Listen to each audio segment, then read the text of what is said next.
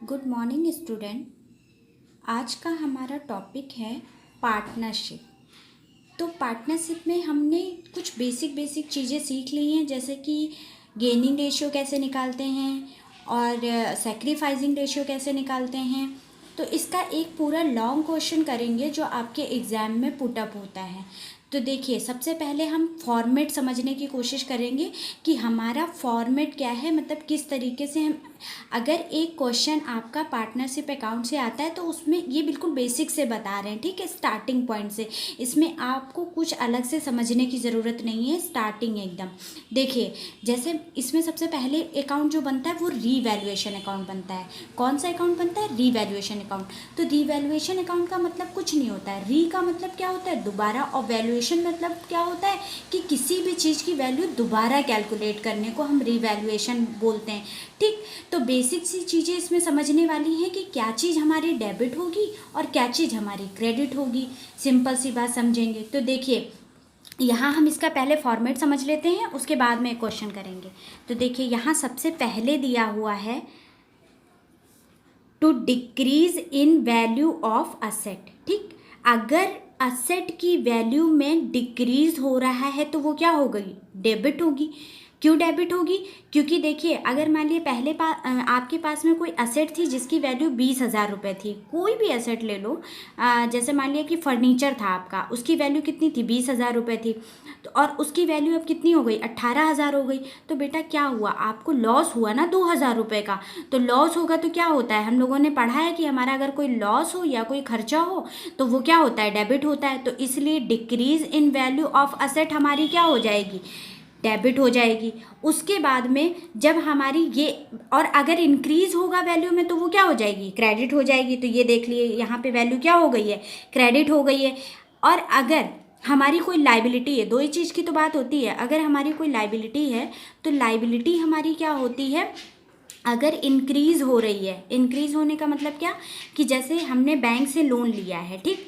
तो पहले लोन लिया था हमने 20,000 रुपये का, और अब उसकी वैल्यू कितनी हो गई है? 22,000 हो गई है। तो इंक्रीज़ हो रहा है कि नहीं हो रहा है? तो हमारी तरफ से तो ये खर्चा हुआ।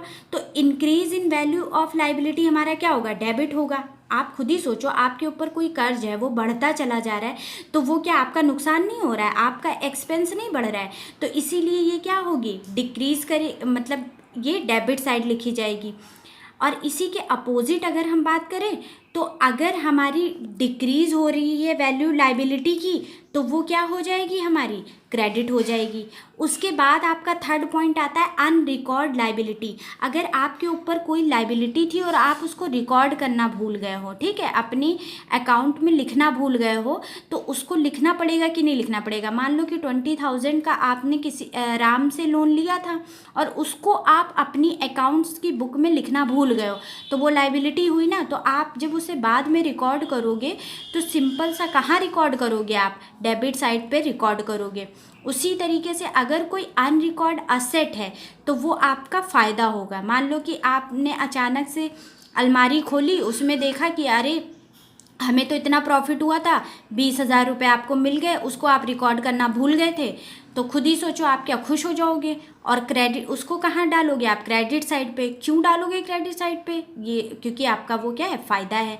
तो फ़ायदा क्या होता है आपका? क्रेडिट होता है। तो इतना समझो कि अगर आपकी असेट की वैल्यू डिक्रीज़ होगी, डेबिट हो जाएगा। इंक्रीज़ होगी, क्रेडिट हो जाएगा। उसके साथ ही अगर लाइबिलिटी है आपकी कोई, वो इंक्रीज़ कर रही है तो वो डेबिट हो जाएगी, और अगर वो डिक्रीज़ कर रही है, क्रेडिट हो जाएगी। आपने कोई लाइबिलिटी रिकॉर्ड नहीं की है तो वो क्या हो जाएगी? आपकी मतलब डेबिट साइड में रिकॉर्ड की जाएगी। और अगर आपने असेट नहीं रिकॉर्ड की है तो वो किधर साइड पे चली जाएगी? क्रेडिट साइड पे चली जाएगी।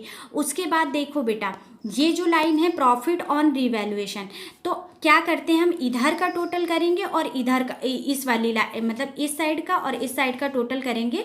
जिधर से अगर मान लो कि तुम्हारा इधर साइड का टोटल ज़्यादा होगा, ठीक है, तो आपका प्रॉफिट आएगा, है ना। तो हम क्या करेंगे? प्रॉफिट यहाँ लिख देंगे। और प्रॉफिट जो होता है वो ओल्ड पार्टनर में आपका डिस्ट्रीब्यूट हो जाता है। उसके बाद इधर आ जाओ, अगर इधर साइड का आपका टोटल ज़्यादा है, मतलब खर्चा और नुकसान आपका ज़्यादा हो रहा है, तो उस सिचुएशन में आपका क्या होगा? उस सिचुएशन में आप क्या करोगे? यहाँ पे आपने टोटल किया, दोनों साइड लिखोगे, बैलेंस करोगे तो आपका क्या आ जाएगा, लॉस आ जाएगा। इन दोनों में से कोई एक चीज़ आएगी। तो ये हमारा फॉर्मेट था रीवैल्यूएशन अकाउंट का। अब ऐसे तो क्लियर होता नहीं, अभी एक क्वेश्चन कराएंगे तो आपको ज़्यादा अच्छे से समझ आ जाएगा। अब देखिए, जैसे आपका ये क्वेश्चन दिया हुआ है कि ABC 3 पार्टनर हैं और उनका रेशियो दिया है 3:3:2, ठीक। फिर उसके बाद बताया हुआ है कि सन्ड्री क्रेडिटर इतने हैं, डेटर इतने, रिजर्व इतना, कैश इतना, ये सारी चीज़ें आपको दी हुई हैं, ठीक। तो सबसे पहले क्वेश्चन की अप्रोच समझो कि उसको करना कैसे है। तो सबसे पहले आपको क्या बनाना है, रीवैल्यूएशन अकाउंट बनाना है ना। तो रीवैल्यूएशन अकाउंट बनाने के लिए सबसे पहले हमको आना पड़ेगा एडजस्टमेंट के ऊपर। तो देखो एडजस्टमेंट ये नीचे दी हुई हैं। नीचे क्या दिया हुआ है, स्टॉक बी वैल्यूड एट 1,10,000, 1,10,000 रुपये का स्टॉक दिया हुआ है आपका। तो आपको अब कहाँ जाना है, बैलेंस शीट में जाना है। मतलब ये जो नीचे वैल्यू दी होती हैं वो ये दी होती है कि इस टाइम पे उसकी वैल्यू कितनी है, और बैलेंस शीट के अंदर दिया होता है कि पहले कितनी थी। तो देखो बैलेंस शीट के अंदर अब स्टॉक ढूंढो जाके। तो देखो बैलेंस शीट में आ जाओ, बैलेंस शीट में स्टॉक देखो ये थर्ड लाइन पे दिया हुआ है, कितना है, 1,20,000 है। तो अब हमें जो हमने फॉर्मेट समझा था उसकी ज़रूरत पड़ेगी। ज़रूरत क्या पड़ेगी कि देखो यहाँ पे 1,20,000 दिया हुआ है, मतलब पहले बैलेंस शीट में उसकी वैल्यू कितनी थी स्टॉक की, तो 1,20,000 थी, और अब कितनी हो गई है, 1,10,000 हो गई है। तो डिफरेंस कितने का आ रहा है, मतलब कम हो गई है ना। तो डिफरेंस कितने का आ रहा है, 10,000 रुपये का आ रहा है। तो 10,000 रुपये तुम किस साइड पे डालोगे रिवैल्यूएशन अकाउंट के, तो सिंपल सी बात है डेबिट साइड में डालेंगे। तो आइए देखते हैं। देखिए बेटा, तो हमने क्या किया है, यहाँ पे 10,000 रुपीज़ को क्या कर दिया है, डेबिट साइड में डाल दिया है। किस लिए डाल दिया है, क्योंकि वो हमारा वहाँ पे वैल्यू उसकी कम हो रही थी, और हमने बताया स्टॉक क्या होती है, असेट होती है, और असेट की वैल्यू कम होगी तो हमारा नुकसान होगा, और नुकसान होगा तो किस साइड में जाएगा, डेबिट साइड में जाएगा। इसीलिए ये डेबिट साइड में आया है 10,000, ठीक है। अब हम नेक्स्ट वाली एडजस्टमेंट देखेंगे कि नेक्स्ट क्या दिया हुआ है। तो नेक्स्ट सेकेंड पॉइंट पढ़ो। देखो सेकेंड पॉइंट दिया हुआ है आपका, machinery is to be depreciated by 10%। मतलब मशीनरी थी, उस पर डेप्रीशिएशन लग के उसकी वैल्यू की 10% लग गई है ना। तो अब इसको हम कैसे कैलकुलेट करेंगे, तो सबसे पहले मशीनरी पे चले जाओ। देखो कहाँ मशीनरी दी हुई है, तो मशीनरी की वैल्यू यहाँ पे देखो कितनी दी हुई है, 1,59,000 है ना, 1,59,000 दी हुई है। तो इसको कैसे कैलकुलेट करेंगे ये देख लेते हैं कि किस तरीके से इसका कैलकुलेशन किया जाएगा। तो यहाँ पर देखिए डेप्रीशिएशन हमने मशीनरी के ऊपर कैलकुलेट किया है। कैसे कि एक जो मशीनरी की वैल्यू है उसको लिख दी, और 10% निकालना तो तुम लोग जानते ही हो। तो 10/100 हो जाएगा, तो इसकी वैल्यू हमारी कितनी आ जाएगी, 15,900 आ जाएगी। तो 15,900 भी डेप्रीशिएशन भी हमारा क्या होता है, खर्चा होता है, एक्सपेंस होता है। तो वो हमारा क्या है, वो भी हमारा एक तरीके से लॉस ही है। तो लॉस ही है तो हम किस साइड पे लिख देंगे, उसको डेबिट साइड पे लिख देंगे। तो यहाँ हम क्या कर दे रहे हैं, मशीनरी को भी लिख दे रहे हैं। तो देखो यहाँ पे मशीनरी आपका मशीनरी कितना लिख देंगे, 15,900, ठीक। अब हम लोग तीसरे पॉइंट पे आ जाते हैं। देखिए थर्ड में क्या दिया हुआ है, तो देखिए यहाँ थर्ड में दिया हुआ है, a provision for doubtful debts is to be made on debtor at the rate 5%। तो बेटा हमें डाउटफुल डेट के ऊपर क्या करना है, 5% का प्रोविज़न बनाना है। मतलब कि अगर हमारे डेटर से पैसा ना भी मिले, मतलब जिसको हमने उधार सामान दिया है उससे अगर हमें पैसा ना भी मिले तो भी हमारे पास में कुछ ना कुछ क्या होना चाहिए, अमाउंट सेव करके रखा होना चाहिए। तो ये किस पे कैलकुलेट किया जाएगा, डेटर के ऊपर कैलकुलेट किया जाएगा। तो बेटा देखो डेटर यहाँ पे आपको दिया होगा, ठीक है, क्या होती है हमारी डेटर भी असेट होती हैं। सेकंड वाले लाइन में देखो, ये देखो दिया है सन्ड्री डेटर दिया है, कितना दिया है, 45,000 दिया, 44,000 दिया है, ठीक। तो इसको कैलकुलेट कर लेते हैं। तो देखो बेटा यहाँ पे प्रोविज़न कैसे कैलकुलेट करेंगे, डाउटफुल डेट कितना दिया था, 44,000 दिया था, 44,000 का 5% निकालोगे तो 2,200 आएगा, ठीक है। कैलकुलेट करके देख लेना वरना लंबी बहुत ज़्यादा वीडियो हो जाएगी। अब देखो यहाँ पे क्या करेंगे, पीबीडी हम 2,200 रुपये का लिख देंगे। ये भी तो हमारा खर्चा ही हो रहा है, तो ये भी क्या हो जाएगा, डेबिट हो जाएगा। उसके बाद में हम दिखाते हैं आपका नेक्स्ट पॉइंट क्या है। तो नेक्स्ट पढ़ो, बिल्डिंग इज़ एप्रीशिएटेड बाई 20%। तो बिल्डिंग की वैल्यू क्या कर रही है, इंक्रीज़ कर रही है। तो खुद दिमाग लगाओ, अगर बिल्डिंग की वैल्यू इंक्रीज़ कर रही होगी तो एप्रिशिएटेड बाई 20%, ठीक है, तो इंक्रीज़ कर रही होगी तो पहली बात वो कहाँ जाएगी, वहाँ वो आपकी जाएगी क्रेडिट साइड में, ठीक। और बिल्डिंग की वैल्यू देखो दी कितनी है, यहाँ देखो, यहाँ इधर ये देखो 2 लाख रुपए दी है। अब इसका क्या करोगे, 20% निकालोगे, ठीक है, तो 20% निकाल लो। रुको, अच्छा एक हम करके दिखा दे रहे हैं। देखिए यहाँ पे कितना, 2 लाख का 20% निकालोगे तो 40,000 आएगा, और 40,000 को हम कहाँ पे रखेंगे जा कर के, क्रेडिट साइड में, क्योंकि ये अप्रिशिएट हो रहा है। डेप्रीशिएशन का मतलब कम होना, एप्रिशिएशन का मतलब बढ़ना। तो यहाँ पे देखो बाय बिल्डिंग आया, कितना बाय बिल्डिंग आया आपका 40,000, ठीक है, तो 40,000 आपने यहाँ पर लिख दिया। अब उसके बाद नेक्स्ट पॉइंट पे आ जाते हैं। देखो नेक्स्ट पॉइंट क्या दिया है, तो नेक्स्ट पॉइंट आपका बेटा दिया हुआ है a liability for 2,500 include in sundry creditor is not likely to arise. कह रहे हैं हमने क्या किया था ना, 2500 रुपये की कोई हमारी लाइबिलिटी थी, उसको हमने सन्ड्री क्रेडिटर में इंक्लूड कर रखा था, लेकिन वो एक्चुअल में लाइबिलिटी थी ही नहीं। मतलब 2500 रुपये मान लो कहीं से तुमको डिस्काउंट मिल गया, जैसे हमने राम से मान लो 5,000 रुपये देने थे राम को, और उसने बोला अच्छा ठीक है, क्या बोलते हैं, हमने गलती से आपका प्राइस बढ़ा के लगा दिया था, तो 2500 रुपये आपके माफ़ हो गए। तो वो आपको अचानक से फ़ायदा हुआ, वो लाइबिलिटी आप जिसे समझ रहे थे वो लाइबिलिटी थी ही नहीं, तो आप इसे कहाँ रखोगे, क्रेडिट साइड में रखोगे, क्योंकि ये आपका बेनिफिट है। तो देखिए लाइबिलिटी आपका कितना रखा हुआ है, 2500 रखा हुआ है।